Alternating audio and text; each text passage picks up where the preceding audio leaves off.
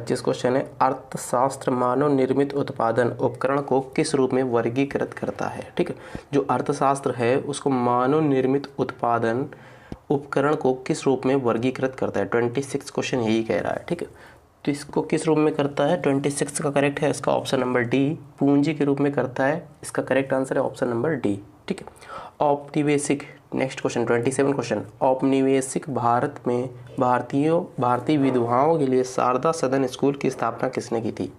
तो 27 क्वेश्चन का correct answer जा रहा है इसका ऑप्शन नंबर ए के साथ, पंडित रमाबाई ने की थी। कब की थी, 1889 में की थी। ये भी आपसे लोग याद रखिए। ठीक है, किसकी स्थापना, शारदा सदन स्कूल की स्थापना पंडित रमाबाई ने की थी। ठीक है, कब की थी, 1889 में की थी। ये भी आपसे लोग याद रखिए। ठीक है, चलिए नेक्स्ट देखिए क्या बनना है। 28 क्वेश्चन देखिए, सोडियम बाइकार्बोनेट से कार्बन डाइऑक्साइड निकालने से कौन सा अम्ल प्राप्त होता है या एसिड प्राप्त होता है। 28 क्वेश्चन का करेक्ट आंसर जा रहा है ऑप्शन नंबर इसका डी, कार्बनिक एसिड प्राप्त होता है। याद रखें आपसे लोग, क्या प्राप्त होता है, कार्बनिक एसिड प्राप्त होता है। सोडियम बाइकार्बोनेट का रासायनिक सूत्र क्या होता है, सोडियम बाइकार्बोनेट को खाने का सोडा बोलते हैं, NaHCO3, ये इसका रासायनिक सूत्र होता है। ठीक है, जब इसमें से कार्बन डाइऑक्साइड निकाल लेंगे तो क्या बचेगा, यहाँ पर कार्बनिक एसिड बचेगा। याद रखो। देखिए यहाँ पर 29 क्वेश्चन तो बहुत ही अच्छा सिंपल क्वेश्चन है, याद रखो आपसे लोग। स्वतंत्र भारत के प्रथम राष्ट्रपति कौन थे, क्वेश्चन रिपीट होते हैं। ठीक है, याद रखो। स्वतंत्र भारत के पहले राष्ट्रपति, यहाँ पर टिक भी लगे हुए, डॉक्टर राजेंद्र प्रसाद थे। याद रखें आपसे लोग। ठीक है, कौन थे, स्वतंत्र भारत के पहले डॉक्टर राजेंद्र प्रसाद थे, यहाँ पर याद रखो। ठीक है, चलिए नेक्स्ट क्वेश्चन देखिए आप सभी लोग। 30 क्वेश्चन क्या है, संयुक्त राष्ट्र संगठन का मुख्यालय कहाँ स्थित है। संयुक्त राष्ट्र संगठन का मुख्यालय कहाँ स्थित है। देखो यहाँ पर गाइस, इनकी पुस्तक का नाम भी याद रखो आपसे लोग। इनकी पुस्तक का नाम था इंडिया डिवाइडेड। ठीक है, क्वेश्चन पूछा जाता है, रिपीट होता है। ठीक है, इनकी पुस्तक का नाम क्या था, इंडिया डिवाइडेड था। ठीक है, ये भी आपसे लोग याद रखें, डॉक्टर राजेंद्र प्रसाद का। अब यहाँ पर 30 क्वेश्चन देखिए आपसे लोग क्या बनना है, संयुक्त राष्ट्र संगठन का मुख्यालय कहाँ स्थित है। 30 क्वेश्चन, संयुक्त राष्ट्र संगठन का मुख्यालय यहाँ पर आप सभी का डी करेक्ट है, न्यूयॉर्क में स्थित है, जो अमेरिका USA। ठीक है, अमेरिका में है न्यूयॉर्क, वहीं पे स्थित है संयुक्त राष्ट्र संघ का मुख्यालय, WTO। ठीक है, WTO, वर्ल्ड ट्रेड ऑर्गेनाइजेशन। इसकी स्थापना कब हुई थी, क्वेश्चन पूछ लिया जाता है। 24 अक्टूबर 1945 में इसकी स्थापना हुई थी। कब हुई थी, 24 अक्टूबर 1945 में संयुक्त राष्ट्र संघ की स्थापना हुई थी। ठीक है, तो चलिए नेक्स्ट क्वेश्चन देखिए। इससे पूछा जाता है इसमें सदस्य कितने हैं। संयुक्त राष्ट्र संगठन जो है इसमें सदस्य टोटल है 193। 193वां जो लास्ट सदस्य वो कौन सा, दक्षिण सूडान है। ये भी आप सभी लोग को याद रखना है। चलिए अच्छा नेक्स्ट क्वेश्चन देखते हैं, थोड़ा डिटेल में बताना है, जीके ध्यान रखना है आप सभी को। ठीक है, 31 क्वेश्चन क्या है देखिए आप सभी लोग, उस प्राथमिक भारतीय का नाम बताएं जिसने ओलंपिक खेलों में एनाबॉलिक स्टेरॉइड का प्रयोग करने के कारण प्रतिबंध किया गया। ठीक है, कौन सा है वह भारतीय खिलाड़ी बताना है। 31 क्वेश्चन का करेक्ट आंसर इसका क्या जा रहा है, प्रतिमा कुमारी, ऑप्शन नंबर ए करेक्ट है, प्रतिमा कुमारी है, वह याद रखें आपसे लोग। ठीक है, नेक्स्ट क्वेश्चन देखिए। 32 क्वेश्चन क्या है, पर्यावरण में प्रदूषकों की उपस्थिति को सामान्यतः ppm के रूप में व्यक्त किया जाता है। ppm का पूर्ण रूप क्या है। ठीक है, ppm का पूर्ण रूप पूछा जाएगा, क्या है आप सभी का। ppm का पूर्ण रूप होता है इसका ऑप्शन नंबर डी, पार्ट्स पर मिलियन। पार्ट्स पर मिलियन होता है ppm का पूर्ण रूप, याद रखो आपसे लोग। ठीक है, तो ये पर्यावरण की उपस्थिति का पता लगाया जाता है, पर्यावरण जो प्रदूषण है उसका पता लगाया जाता है। जब जल या पानी जमता है तो उसका घनत्व में क्या इफेक्ट पड़ता है। ठीक है, जब जल या पानी जमता है तो उसका घनत्व में क्या असर पड़ता है। 33 का ए करेक्ट है, घट जाता है। ठीक है, तो उसका घनत्व जो होता है वो घट जाता है। ठीक है, याद रखो आपसे लोग।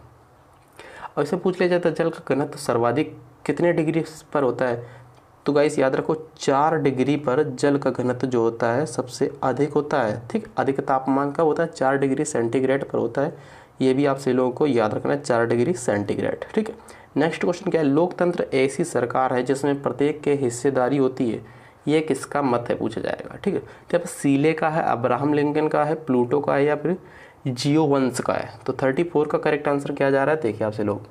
तो यह कथन गाइस अब्राहम लिंकन का है। ठीक है, लोकतंत्र ऐसी सरकार है जिसमें प्रत्येक की हिस्सेदारी होती है, ये कथन किसका है, ये गाइस अमेरिका के पूर्व राष्ट्रपति जो अब्राहम लिंकन थे उन्हीं का ये कथन याद रखें, बी करेक्ट है। दादा भाई नौरोजी ने अपने धन का पलायन सिद्धांत का किस पुस्तक में वर्णन किया है?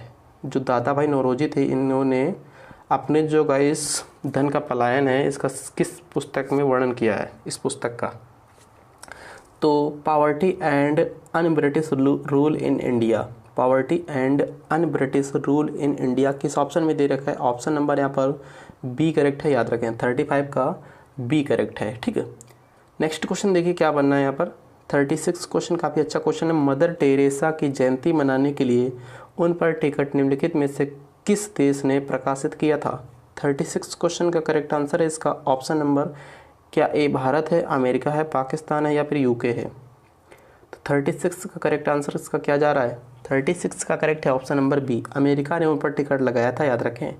मदर टेरेसा की जयंती मनाने के लिए उन पर टिकट किस देश ने प्रकाशित किया था? अमेरिका ने। नेक्स्ट क्वेश्चन देखिए,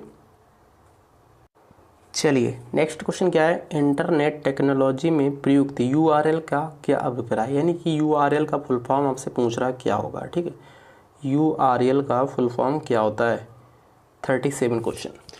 तो 37 क्वेश्चन का करेक्ट है इसका option number D, uniform resource locator होता है, याद रखें, ठीक है।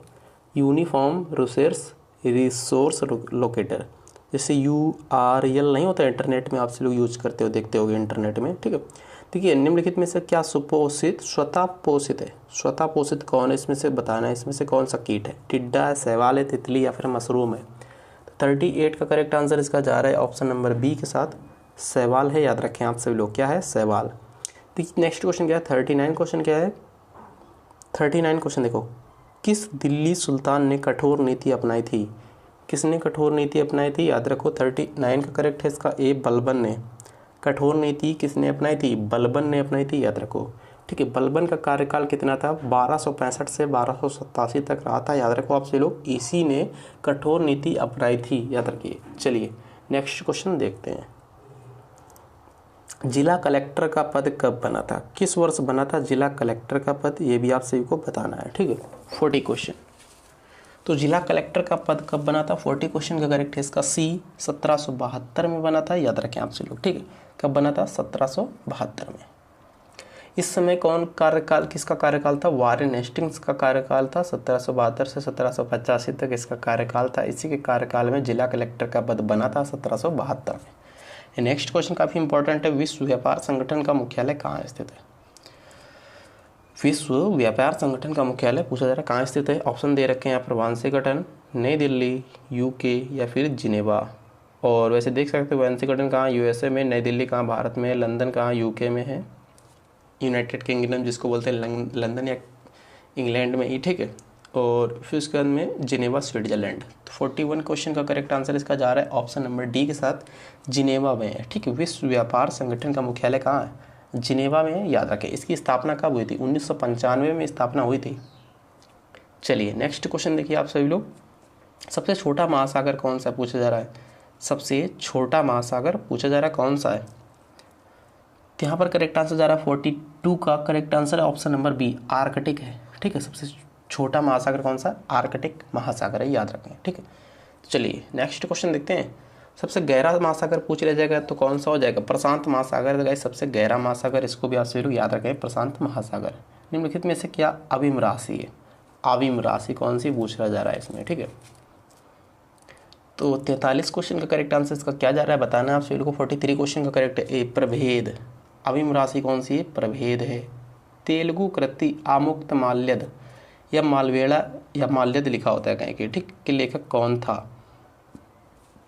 तेलुगु कृति आमुक्त मालवेड़ा, इसके लेखक कौन थे? देवराय, हरिहर, बुक्का, कृष्णदेव राय। 44 का करेक्ट आंसर इसका किसके साथ जा रहा है? 44 का करेक्ट है इसका ऑप्शन नंबर डी, कृष्णदेव राय।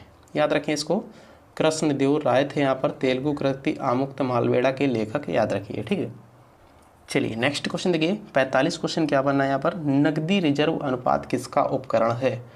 कृषि नीति, राजकोषीय नीति, कर नीति, मौद्रिक नीति। 45वां क्वेश्चन का करेक्ट आंसर जा रहा है इसका ऑप्शन नंबर डी के साथ, मौद्रिक नीति से संबंध है नकदी रिजर्व अनुपात का, याद रखें।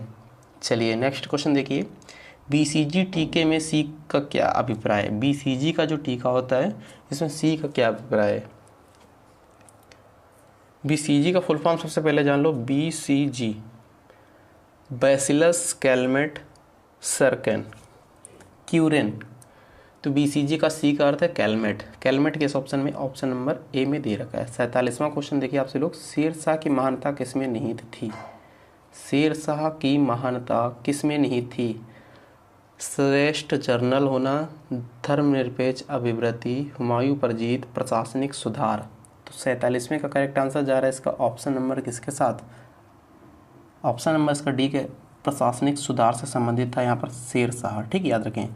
48 क्वेश्चन देखिए, वातावरण में मौजूद सल्फर डाइऑक्साइड बारिश में धुल जाते हैं और क्या बनाते हैं, ये पूछा जा रहा है। वातावरण में मौजूद सल्फर डाइऑक्साइड बारिश में घुल जाते हैं और क्या बनाते हैं, ये पूछा जा रहा है। 48वें क्वेश्चन का करेक्ट है ऑप्शन नंबर डी, औद्योगिक धूम निर्माण बनाते हैं। ठीक, याद रखें, डी करेक्ट है। 49वां क्वेश्चन क्या है?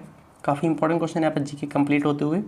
ठीक है, गुरु जल का रासायनिक सूत्र क्या होता है? गुरु जल बोले या फिर भारी जल बोले। ठीक है, तो गुरु जल का रासायनिक सूत्र है D2O। D2O किस ऑप्शन में? D2O ऑप्शन नंबर ए में शो कर रहा है। ऑप्शन नंबर इसका ए करेक्ट आंसर हो जाएगा D2O। ठीक है, लास्ट क्वेश्चन आज का क्या है जीके का?